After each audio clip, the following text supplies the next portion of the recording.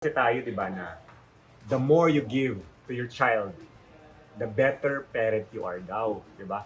Tayo as a parent, we try to give everything para sa kanila. Trabaho tayo, bigay natin ng lahat ng toys, gadgets, tapos syempre, pinupuri mo sila. Anak, ang galing-galing mo anak sa school, um, pogi-pogi mo. Kaya lang, after nun kasi parang nagkakaroon sila ng false sense of entitlement. Kaya, the biggest challenge for me being a parent is paano sila maging hindi, feeling nila entitled sila. So, yun. Nice! May Parang sense beauty naman, may queen, sense. di Gusto ko ba? yun, Pag ah! beauty queen. Oo, oo. In fairness, aral ko kayo.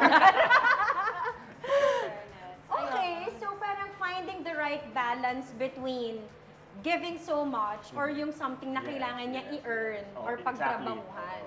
Ang hirap nga yun. Kasi ngayon, di ba, tayo, yun nga, sa parent na we provide everything for them. If they want this mga clothes, they wanna travel, they wanna go out like this, feeling nila sobrang entitled sila na pag may mga maliit lang na bagay, Hindi sila complain, nakuha. hindi na nakuha, ko-complain ka agad.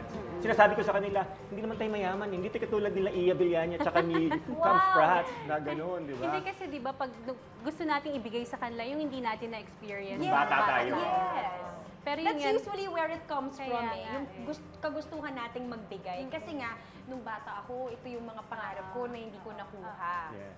yeah. Pero yun nga, napansin din namin ni Marco na kaya lang, kailangan talaga na merong matutunan sila na i-earn yung mga bagay. Kasi parang yun nga, yung katulad ng sabi ni Marco, yung panganay namin, parang minsan nagko-complain na talaga siya or maliit na bagay, pinuproblema niya na gano'n. So we don't want him to grow up like that.